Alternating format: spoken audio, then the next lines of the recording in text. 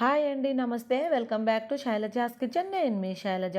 ఈరోజు వీడియోలో street style chicken fried rice ఎలా ప్రిపేర్ చేసుకోవాలో చూపిస్తాను. నేను మొన్న మా ఊరు వెళ్ళేటప్పుడు ఈ ఫ్రైడ్ రైస్ని టేస్ట్ చేశానండి. నాకైతే చాలా బాగా నచ్చింది. సో ఆ అంకుల్ని అడిగి మరీ తెలుసుకున్న రెసిపీ అండి. టేస్ట్ అయినా ఫ్లేవర్ అయినా చాలా చాలా బాగుంటుంది. పిల్లలు కూడా చాలా ఇష్టంగా తింటారు. మరి ఇంట్లోనే ఈజీగా ఎలా ప్రిపేర్ చేసుకోవాలో వీడియోలోకి వెళ్ళి చూసేయండి. ప్లీజ్ అండి, వీడియో నచ్చితే ఒక లైక్ చేయండి. ముందు ఒక మిక్సింగ్ బౌల్ తీసుకొని ఇందులోకి 300 గ్రాముల వరకు బోన్లెస్ చికెన్ తీసుకోవాలి. ఈ చికెన్ని 1-2 సార్లు శుభ్రంగా వాష్ చేసుకోవాలండి, నీచు వాసన లేకుండా. ఇప్పుడు ఈ చికెన్ని మనము లైట్గా మ్యాగ్నేట్ చేసుకుందాం. దానికోసం ఒక పావు టీ స్పూన్ వరకు ఉప్పు వేసుకోండి. ఒక టేబుల్ స్పూన్ కారంని, అర టీ స్పూన్ వరకు ధనియాల పొడిని వేసుకోండి. వేయించి పొడి చేసిన ధనియాల పొడి వేసుకోవాలి ఫ్రెండ్స్. అలానే మరో అర టీ స్పూన్ వరకు గరం మసాలాను కూడా వేసేసుకోండి. ఇందులోనే పావు టీ స్పూన్ వరకు మిరియాల పొడిని వేసుకోండి. అలానే ఒక టేబుల్ స్పూన్ వరకు అల్లం వెల్లుల్లి పేస్ట్ని, ఒక టేబుల్ స్పూన్ నిమ్మరసం వేసేసుకొని, ఇందులో నేను స్ట్రీట్ స్టైల్ చూపిస్తున్నాను కదా, స్ట్రీట్ స్టైల్ వాళ్ళైతే ఇలా ఫ్లేవరింగ్ సాల్ట్ కంపల్సరీగా వేస్తారట ఫ్రెండ్స్. నేనైతే ఒక చిటికెడంత ఫ్లేవరింగ్ సాల్ట్ కూడా వేసాను. ఇది పూర్తిగా ఆప్షనల్ అండి. నేను ఇక్కడ స్ట్రీట్ స్టైల్లో చూపిస్తున్నాను కాబట్టి ఫ్లేవరింగ్ సాల్ట్ వేసాను.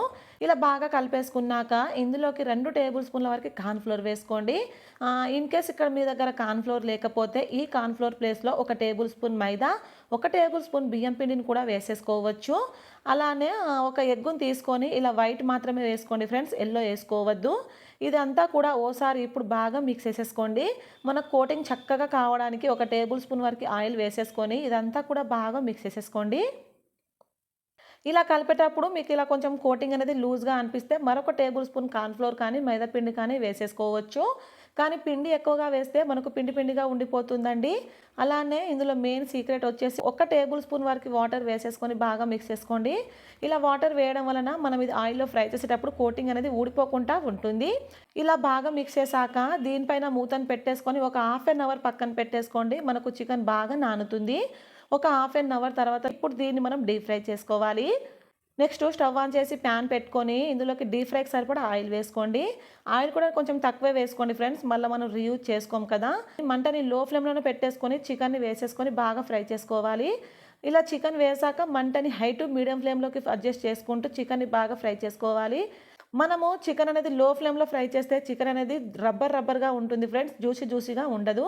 చికెన్ అనేది మంచిగా గోల్డెన్ బ్రౌన్ కలర్ వచ్చే వరకు ఫ్రై చేసుకోండి. చూడండి, మనం చికెన్ ఎక్కువసేపు ఫ్రై చేసినా కూడా మనకు చికెన్ గట్టి పడిపోతుందండి. కాబట్టి ఇలా గోల్డెన్ బ్రౌన్ కలర్లోకి రాగానే మనం ఈ చికెన్ని ఒక బౌల్లోనికి తీసేసుకొని పక్కన పెట్టేసుకుందాం.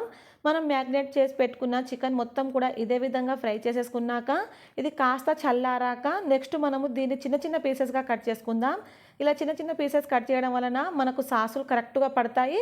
ప్లస్ మనం తినే ప్రతి ముద్దకి మనకు చికెన్ పీస్ అనేది తలుగుతుందండి. చాలా టేస్టీగా అనిపిస్తుంది. ఇలా చికెన్ మొత్తం కట్ చేశాక నెక్స్ట్ ఒక బౌల్ తీసుకొని ఇందులోకి ఒక 2 గుడ్లను పలగొట్టుకోండి.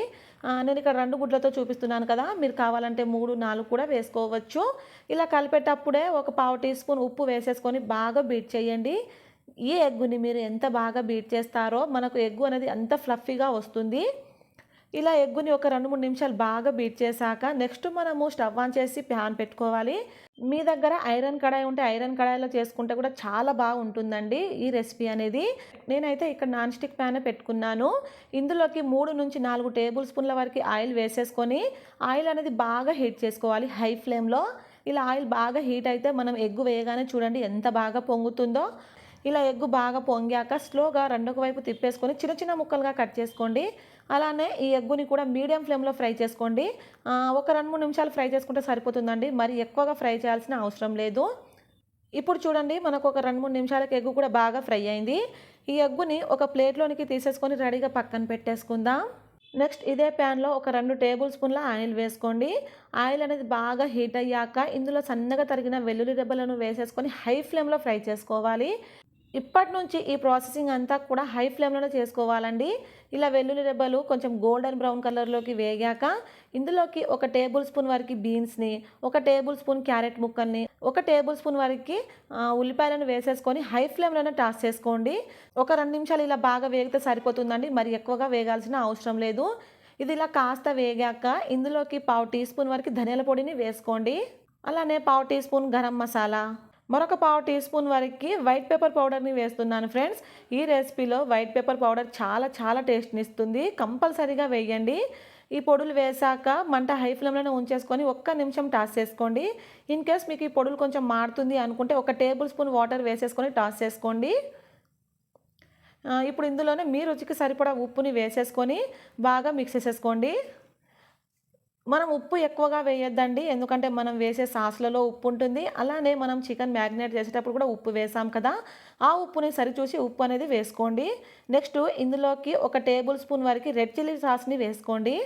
అలానే 1 టేబుల్ స్పూన్ వెనిగర్ని, 1 టేబుల్ స్పూన్ డార్క్ సోయా సాస్ని వేసేసుకొని మనం ముందుగానే కట్ చేసి పెట్టుకున్నాం కదా, ఈ చికెన్ మొత్తాన్ని వేసేసుకొని హై ఫ్లేమ్లోనే 1-2 నిమిషాలు బాగా టాస్ చేయాలి.